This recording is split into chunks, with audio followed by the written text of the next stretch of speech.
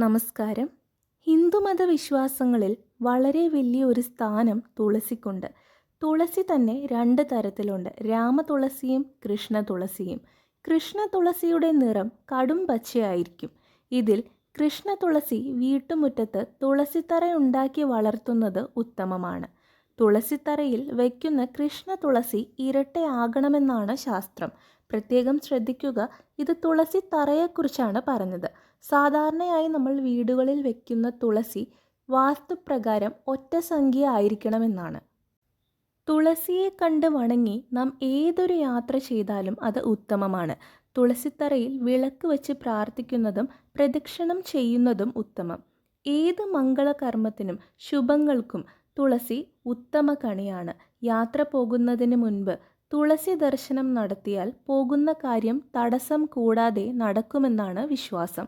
അതുപോലെ തന്നെ യാത്ര കഴിഞ്ഞ് തിരികെ പ്രവേശിക്കുമ്പോഴും തുളസി ദർശനം നടത്തിയാൽ നമ്മോടൊപ്പം കൂടിയ ദുഷിച്ച ചിന്തകൾ, ശക്തികൾ എന്നിവയൊക്കെ നീക്കം ചെയ്ത് നമുക്ക് ഉന്മേഷം തരുന്നു എന്നാണ് വിശ്വാസം.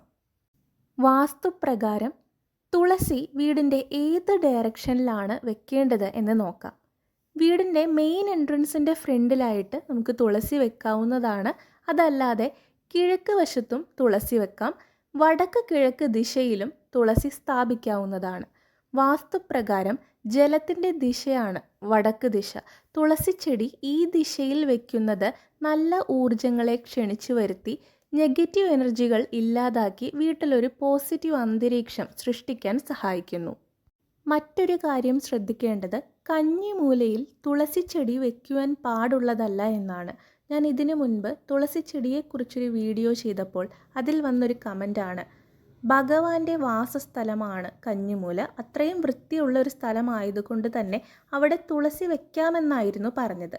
അത് വളരെ ശരിയായിട്ടുള്ളൊരു കാര്യമാണ്. ഈ പറഞ്ഞതിൽ ഒരു കാര്യം വളരെ ശരിയാണ്. അതായത് കന്നിമൂല വളരെ വൃത്തിയുള്ളൊരു സ്ഥലമാണ്. ഈശ്വരൻ കുടികൊള്ളുന്നൊരു സ്ഥലമാണ്. ഒരു ഗ്രഹത്തിൻ്റെ വളരെ പ്രധാനപ്പെട്ട ഭാഗമാണ് കന്നിമൂല. വാസ്തുശാസ്ത്രപ്രകാരം 8 ദിക്കുകളിലും ഏറ്റവും ശക്തിയേറിയൊരു ദിക്കും കൂടിയാണ് കന്നിമൂല. കന്നിമൂല എന്ന് പറയുമ്പോൾ തെക്ക് പടിഞ്ഞാറേ മൂലയാണ്.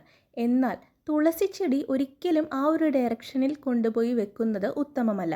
അതുമൂലം നമുക്ക് ധനനഷ്ടം വരും. അതായത് നമുക്ക് കിട്ടേണ്ട ധനത്തിനൊക്കെ ഒരു തടസ്സം വരും. ഇത് ഒരുപാട് പേർക്ക് അനുഭവം ഉണ്ടായിട്ടുള്ളൊരു കാര്യം കൂടിയാണ്. ഹൈന്ദവ വിശ്വാസപ്രകാരം തുളസിച്ചെടിയെ നമുക്ക് ആരാധിക്കുകയും പ്രാർത്ഥിക്കുകയൊക്കെ ചെയ്യാം. അതിനായി ബ്രഹ്മമുഹൂർത്തത്തിൽ എഴുന്നേറ്റ് കുളിച്ചതിന് ശേഷം തുളസിച്ചെടിക്ക് ജലം സമർപ്പിച്ച് പ്രാർത്ഥിക്കാവുന്നതാണ്. അതായത് തുളസിച്ചെടി എന്ന് ഞാൻ ഉദ്ദേശിച്ചത് തുളസിത്തറയിൽ നിൽക്കുന്ന തുളസിച്ചെടിക്ക് നമുക്ക് ജലം സമർപ്പിച്ച് പ്രാർത്ഥിക്കാവുന്നതാണ്. ദീപം തെളിയിക്കാവുന്നതുമാണ്. ഇതൊക്കെ വളരെ പണ്ട് ആൾക്കാർ ചെയ്തിട്ടുള്ളൊരു കാര്യമാണ്. ഇന്നത്തെ ഒരു കാലഘട്ടത്തിലേക്ക് വരുമ്പോൾ ഇതൊന്നും എല്ലാവർക്കും അത്രയും ഉൾക്കൊള്ളുവാനായി സാധിക്കില്ല. പക്ഷേ ഇതൊക്കെ നമുക്കൊരു നല്ലൊരു ഭാവിക്ക്, ഒരു ഗുഡ് ഫ്യൂച്ചറിന് ഇങ്ങനെയൊക്കെ ചെയ്യുന്നത് വളരെ ഉത്തമമാണ്. തുളസി ചെടിയെക്കുറിച്ചുള്ള ഇത്രയും അറിവുകളൊക്കെ എല്ലാവർക്കും ഉപകാരപ്രദമാകുമെന്ന് വിശ്വസിക്കുന്നു. നന്ദി, നമസ്കാരം.